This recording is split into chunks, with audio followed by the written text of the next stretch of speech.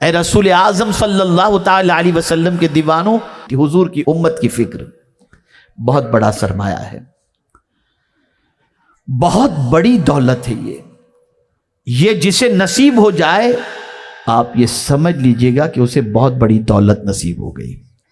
آپ جانتے ہیں اعتکاف کتنی عظیم نعمت ہے، وہ بھی ماہ رمضان کا اعتکاف، اور وہ بھی مسجد نبوی شریف کا اعتکاف۔ کتنا عظیم ثواب کا جو ہے موقع اللہ عطا فرماتا ہے جن کو جو وہاں پر جو ہے ماہ رمضان کے اندر مسجد نبوی شریف میں اعتکاف کرتے ہیں۔ لیکن قربان جائیے، حضرت ابن عباس رضی اللہ تعالی عنہ مسجد نبوی شریف میں تشریف فرما ہیں، اعتکاف میں، ماہ رمضان المبارک ہے، اعتکاف کے اندر ہیں۔ ایک صاحب حاضر آئے، جوتے مسجد کے کنارے پہ ایک جگہ پر رکھے، سیدھے حضرت عبداللہ ابن عباس کے پاس آئے اور آ کر حضور صلی اللہ علیہ وسلم کے مزار اقدس کی طرف اشارہ کرتے ہوئے کہتے ہیں، حضور گواہ ہیں میں بہت قرض میں ڈوبا ہوا ہوں، میرے گھر پر کھانے پینے کے لیے بہت پریشانی ہے، آپ میرے لیے دعا کریں، کچھ انتظام کریں۔ جانتے ہیں حضرت عبداللہ ابن عباس رضی اللہ تعالیٰ عنہ نے کیا کیا؟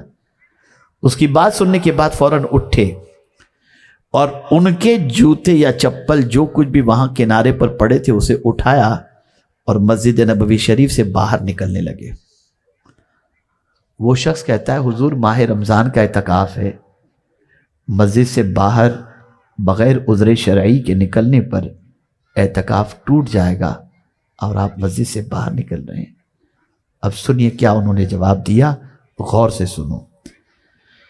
فرمایا تمہاری بات بالکل صحیح ہے، لیکن جب تم نے اپنی پریشانی کا ذکر کیا تو مجھے میرے نبی کی حدیث یاد آ گئی۔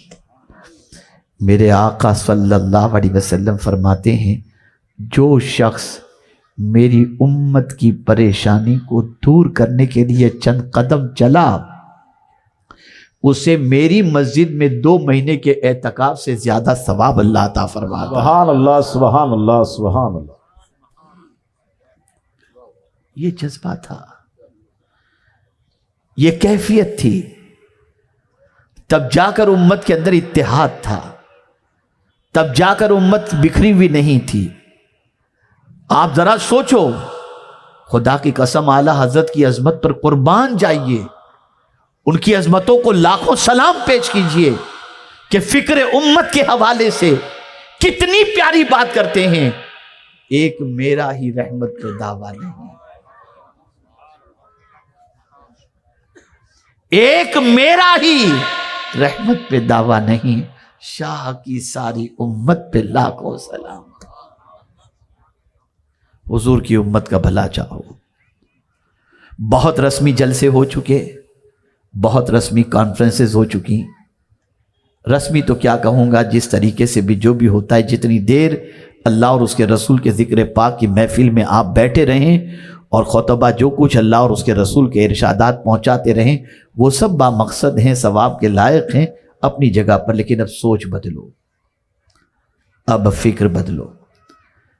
ہم ایک ایسی قوم کی حیثیت سے ابھرنا ہے جس قوم کی ایک ایسی آئیڈینٹی ہو کہ مجھے یاد آ رہا ہے، اللہ اکبر، 2 یہودی ایک راستے سے گزر رہے تھے، ایک پتھر بیچ میں پڑا ہوا تھا، ٹھوکر لگتی ہے تو دوسرا یہودی کہتا ہے اتنا بڑا پتھر بیچ میں پتہ نہیں کس نے رکھ دیا، ٹھوکر لگ رہی ہے، اس کو خیال بھی نہیں جس کسی نے یہاں رکھا ہوگا۔ تو دوسرا یہودی کہتا ہے شاید کوئی مسلمان یہاں سے نہیں گزرا، اس لیے کہ اگر مسلمان یہاں سے گزرتا تو اس پتھر کو اٹھا کر کے کنارے پر لگا دیتا۔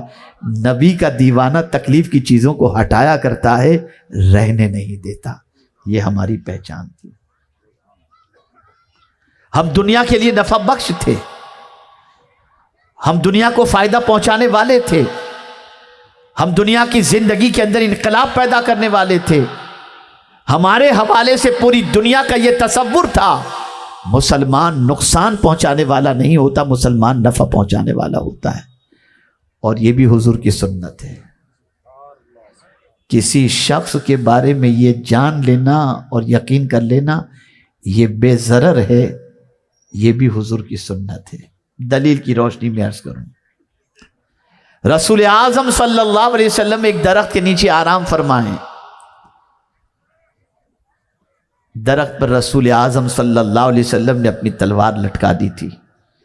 ایک شخص نے تنہا حضور کو دیکھا، لٹکتی ہوئی تلوار کو دیکھا، ہاتھ میں تلوار لیا اور حضور صلی اللہ علیہ وسلم کی طرف غلط ارادے سے بڑھا۔ حضور کی آنکھ کھل گئی۔ وہ ظالم کہتا ہے، اے محمد صلی اللہ علیہ وسلم، میری تلوار سے تمہیں کون بچائے گا؟ تو رحمت عالم صلی اللہ علیہ وسلم ارشاد فرماتے ہیں، اللہ۔ اتنا کہنا تھا، اس کے ہاتھ سے تلوار گر گئی۔ حضور نے تلوار پر قابو پا لیا اور اس ظالم کو بھی قابو پا لیا اور فرمایا، اب بتا میری تلوار سے تجھے کون بچائے گا؟ وہ کہتا ہے، آپ کی رحمت مجھے بچا لے گی۔ یہ پہچان تھی، یہ آئیڈینٹی تھی، یہ شناخت تھی۔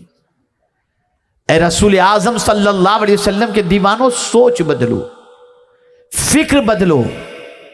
آج اگر دنیا ہمیں قدر کی نگاہوں سے نہیں دیکھتی تو ہم میں فیض پہنچانے کی طاقت ختم ہو چکی ہے، نفع پہنچانے کی طاقت ختم ہو چکی ہے۔ اور یہ بات یاد رکھنا، نفع پہنچانے والی چیز کی قدر ہوتی ہے۔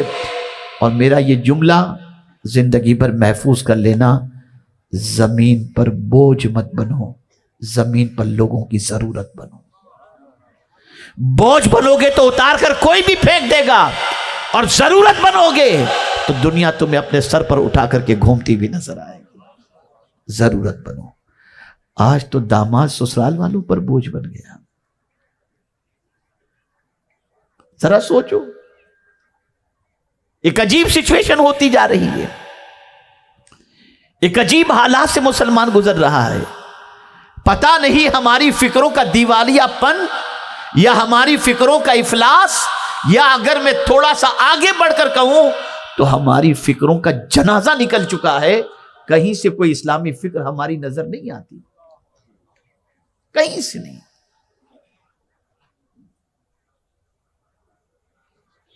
میں اپنے نوجوان ساتھیوں سے کہوں گا، بچوں سے کہوں گا، خود غرضی سے نکل کر خدا پرستی کی طرف بڑھو۔ سیلفش مت بنو، اپنا ہی بھلا نہ سوچو۔ کل بروز قیامت ایک شخص کے اعمال کو جب میزان پر تولا جا رہا ہوگا تو ترغیب و ترہیب کے اندر حدیث مبارکہ موجود ہے کہ رسول اعظم صلی اللہ علیہ وسلم میزان پر کھڑے ہوں گے، اس کی نیکیاں کم ہوں گی اور گناہ زیادہ ہوں گے۔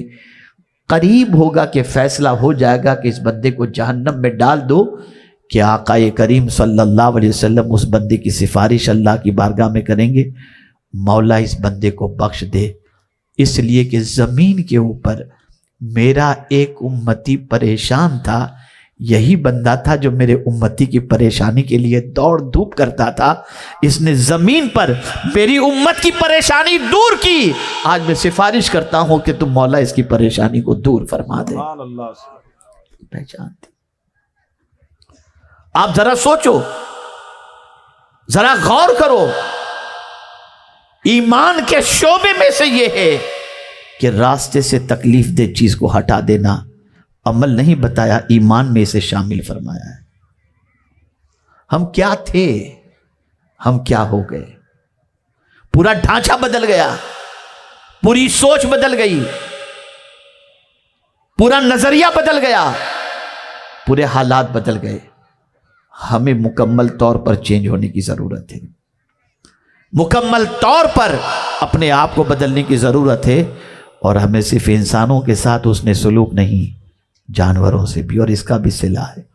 ایک زمانے کے اندر آپ جانتے ہیں، قلم تو آج نکلا ہے، یہ بال پین، انک پین، یہ ساری پین تو آج نکلی ہیں، پہلے لکڑے کے قلم سے سیاہی کے اندر بھگو کر لکھا جاتا تھا۔ سنو، غور سے سنو، ایک بزرگ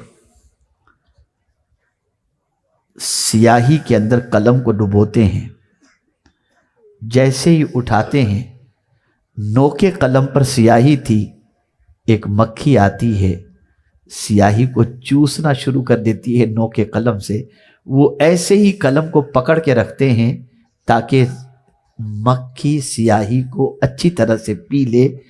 जब वो स्याही मुकम्मल पी करके उड़ जाती है, फिर वो कलम को स्याही के अंदर डुबोते हैं। कुछ दिनों के बाद इस दुनिया से वो कुछ कर जाते हैं। शागिर्द ने देखा जन्नत के मज़े लूट रहे हैं। शागिर्द ने पूछा, हुजूर हमें भी वो अमल बता दीजिए जिसकी वजह से अल्लाह ने जन्नत अता फरमाई। तो इरशाद फरमाते हैं, उस मक्खी की प्यास बुझाने की वजह से मेरे मौला ने मेरी बख्शिश फरमा दी। जरा सोचो, आज बहन का हक खाया जा रहा है, बच्चियों का हक मारा जा रहा है, भाई का हक मारा जा रहा है, और फिर अल्लाह के नाम पर देकर आदमी समझता है जन्नत मिल जाएगी। सोच बदलो, फिक्र बदलो, ख्यालात बदलो। आप जब तक के इस सोच के मालिक नहीं बनेंगे ना, तो मैं समझता हूं जिंदगी किसी काम की नहीं रहेगी। और एक आखिरी बात अर्ज कर दूं ताकि आप थोड़ा सा और तमानियत क़ल्ब हासिल कर लें। याद रखें, किसी कहने वाले ने बड़ी प्यारी बात कही है, खिलाने वाला कभी भूखा नहीं रहता। खिलाने वाला कभी भूखा नहीं रहता। अब मैं इसको आपको समझाऊं। सुकून चाहते हो ना, दिल का सुकून चाहते हो, आइए मैं आपको समझाऊं। आपके बैंक के अंदर पैसे पड़े हुए हैं, आपके जेब के अंदर पैसे पड़े हुए हैं, आप गए किसी बड़ी होटल में खाना खाने के लिए। अभी आप खाने के दस्तरखान पर बैठे ही थे कि कोई दूर से एक गरीब कहीं से आपके खाने के मंजर को टिकटिकी बांध करके देख रहा था कि आपके दस्तरखान पर लजीज खाना है, मुर्ग मुसल्लम मौजूद है, ये सारी चीज़ें हैं। वो टिकटिकी बांध कर देख रहा था, आपकी नज़र पड़ी, उसने इशारे से यूं किया। अंदर तो आ नहीं सकता था होटल में, इशारे से यूं किया। आपका ज़मीर बेदार हुआ, आपके सामने मौजूद खाने को आपने उठाया और ले जा कर के वो खाना उस गरीब को पेश कर दिया, या आपने वेटर से कहा ये खाना ले जाओ उस गरीब को खिला दो। मैं खुदा की कसम यकीन के साथ कहता हूँ, आप अगर भूखे उठकर कि इसके बाद की पेमेंट के लिए आपके पास पैसे नहीं थे, लेकिन वो लजीज ग़िज़ा उठा करके आपने उस गरीब को दे दी ना, और आप भूखे चले आए, आज भूखा रहकर जितना सुकून आपको मिलेगा ना, उतना खाना खा करके भी आपको सुकून नहीं मिलेगा। इसलिए कि वो पेट भर के लजीज ग़िज़ा खाने वाला जो दुआएं देगा, वो दुआएं वैसे ही आपका पेट भरती हुई नजर आएंगी। बड़ी माजरत के साथ तीजे, ज़ियारत, चहलूम, इसमें तो गरीब याद आते हैं। दाल चावल भेज दो, पुलाव भेज दो, बड़े का गोश्त भेज दो, लेकिन जिस दिन अपने घर पर शादी होती है और 10 डिशें बनती हैं, 14 डिशें बनती हैं, एक गरीब भी वहाँ नज़र नहीं आता। सुनो, हुजूर सल्लल्लाहु अलैहि वसल्लम फरमाते हैं, सबसे बुरी दावत वो दावत वलीमा है जिसमें गरीबों को दावत नहीं दी जाती। मैं तो एक ऐसे जालिम शख्स को भी जानता हूं जिसके यहां उसके बच्चे की शादी थी, मिलियनर होगा वो, उसने मेरे दोस्त को 2-5 शादी काट दी और कहा यार तुम्हारे खास दोस्त जो है ना उनको दे देना, लेकिन इतना ख्याल रखना कि कोट पैंट पहनकर आने वाले को देना, फटे पुराने कपड़े पहनकर आने वाले को मत देना। ये मिजाज, ये सोच बन गई। इस सोच से बाहर आ जाओ, इस फिक्र से बाहर आ जाओ। और ऐ रसूल आज़म सल्लल्लाहु ताला अलैहि वसल्लम के दीवानों, अगर चाहते हो कि अल्लाह हम सब का भला करे, तो हम भी दूसरों का भला करने की सोचें और दूसरों के भलाई के सिलसिले में मेहनत व मशक्क़त करें। मेरे प्यारे आका सल्लल्लाहु अलैहि वसल्लम के प्यारे दीवानों, मैं समझता हूँ कि ये गुफ्तगू फ़िक्र पर अगर आपने इस फ़िक्र को कबूल कर ली, तो मैं यकीन के साथ कहता हूँ कि इंशाअल्लाह ज़िंदगी आखिरत दोनों संवर जाएगी। और ये अच्छी तरीके से याद रखें کہ پوری دنیا اربوں روپے خرچ کر رہی ہے میڈیا کے اوپر صرف فکر آپ کی بدلنے کی، کہ آپ کی فکر بدل جائے، آپ کی سوچ بدل جائے، آپ کا نظریہ بدل جائے. لیکن الحمدللہ قرآن کل بھی زندہ تھا، آج بھی ہے، ہمیشہ رہے گا. اس سے فکر اخذ کیا کرو. اور مدینے کے تاجدار صلی اللہ علیہ وسلم زندہ ہیں، ہمارا دین بھی زندہ ہے. اللہ عز و جل کے پیارے حبیب صلی اللہ علیہ وسلم کے عشق میں امام عشق و محبت نے کہا تو زندہ ہے واللہ، تو زندہ ہے واللہ، میری چشم عالم سے چھپ جانے والے. تو اے رسول اعظم کے دیوانوں، اب ادھر ادھر دیکھنا بند کرو، مدینے کے تاجدار کی حیات طیبہ کو دیکھو اور قرآن مقدس سے اپنی فکر کو درست کرنے کی کوشش کرو. اور ایک شعر مجھے یاد آ رہا ہے، فکر عرب کو دے کر فرنگی تخیلات، فکر عرب کو دے کر فرنگی تخیلات، اسلام کو حجاز اور یمن سے نکال دو. اسلام کو نکالنے کے لیے فکر بدلی جا رہی ہے، فکر بدلی جا رہی ہے، سوچ بدلی جا رہی ہے. یہ اچانک آپ کی ہیئر اسٹائل کیسے چینج ہو جاتی ہے؟ جانور کی طرح، گھوڑے کی طرح، بیچ میں سے اتنے بال. یہ اچانک پھٹی ہوئی جینس کیسے آپ پہننے لگ جاتے ہیں؟ کل تک جن پھٹے ہوئے کپڑے پہن کر باہر آنا آپ کو شرم محسوس ہوتا تھا، آج قیمتی جینس پھٹی ہوئی پہن کر کے نکل رہے ہو، شرم نہیں آتی؟ آپ کی سوچ بدلی گئی، آپ کی فکر بدلی گئی. آپ کو یہ بتایا گیا کہ اگر تم مقام حاصل کرنا چاہتے ہو تو یہ کپڑے پہنو، اس طرح سے پہنو گے سوسائٹی تمہیں سلام کرے گی. اور ایک فکر اور دی جا رہی ہے، اور وہ یہ ہے، دین کا علم حاصل کرنے والا اور دین کا جو داعی ہوتا ہے، یا عالم ہوتے ہیں، یا مفتی ہوتے ہیں، یا شیخ الحدیث ہوتے ہیں، یا حافظ ہوتے ہیں، ان کو بیچارہ کہہ کر کہو، حقیر نظر سے دیکھو. اور آج یہی ہو رہا ہے، بڑی معذرت کے ساتھ. جنہیں دینی شعور ہوتا ہے وہ سامنے سے دنیاوی تعلیم یافتہ آتا ہو اور دینی تعلیم یافتہ آتا ہو، تو وہ دینی تعلیم یافتہ کے لیے جس کے پاس دینی شعور زندہ ہے وہ بڑھ کر ان کی دست بوسی کرے گا، اور دنیا کی تعلیم حاصل کرنے والے کے ساتھ بھی اچھی طریقے سے ملے گا. لیکن اس کی نگاہوں کے اندر معزز وہ ہے جس نے قرآن سیکھا ہے. لیکن آج جس کو دینی شعور نہیں، اس کا معاملہ جدا نظر آتا ہے، اس کی سوچ جدی نظر آتی ہے، اس کی فکر جدی نظر آتی ہے. حضور صلی اللہ علیہ وسلم نے فرمایا، عالم بنو یا طالب علم بنو، یا عالم کی بات سننے والے بنو، یا عالم سے محبت کرنے والے بنو، پانچویں مت بننا ورنہ ہلاک ہو جاؤ گے، ہلاک ہو جاؤ گے. ٹھیک ہے، جو آپ کی سوچ کے مطابق آپ اگر آج کے عالم کو محبوب الہی کی طرح دیکھنا چاہو تو آپ بھی امیر خسرو جیسے تو نہیں ہو سکتا ہے، لیکن پھر بھی بہرحال آپ سے بہتر ہے کہ 5 وقتہ نماز تو جماعت سے پڑھ بھی رہا ہے، پڑھا بھی تو رہا ہے، قرآن تو صحیح طور پر پڑھ رہا ہے. آپ کے گھر میں کسی کا انتقال ہو جائے تو نماز جنازہ یہی تو آ کے پڑھتے ہیں. عزت دو، دین کو دو، دینداروں کو دو، دینی کتابوں کو دو، دین کے علم کے سیکھنے والوں کو دو. لیکن دنیاوی علم حاصل کرنے والوں کو حقارت کی نظر سے مت دیکھنا، اور نہ دنیاوی تعلیم یافتہ کو حقارت کی نظر سے دیکھنا. وہ علم بھی ہے، وہ بھی ضروری ہے، اور یہ بھی ضروری ہے، لیکن سوچ یہ بدلنی ہوگی کہ اللہ نے جس کو بھی دین کا علم عطا فرمایا ہے وہ حقیر نہیں ہے، وہ بھی اللہ عز و جل کے فضل سے ایک بڑی نعمت سے مالا مال ہے، بڑی دولت سے مالا مال ہے. اس کا بھی احترام کرو اور دنیاوی تعلیم یافتہ کو بھی قدر کی نگاہوں سے دیکھو. اللہ تعالیٰ آقا کریم صلی اللہ علیہ وسلم کے صدق و طفیل ہم سب کو دین و سنیت کی خدمت اخلاص کے ساتھ کرنے کی توفیق نصیب فرمائے، اور ہم سب سے وہ کام لے جس سے اللہ بھی راضی ہو جائے اور اس کے رسول صلی اللہ علیہ وسلم بھی راضی ہو جائیں، اور ساتھ ہی ساتھ میرے پیارے آقا صلی اللہ علیہ وسلم کے پیارے دیوانوں، ہم لوگوں کے لیے نفع بخش بنیں اور لوگوں پر بوجھ نہ بنیں۔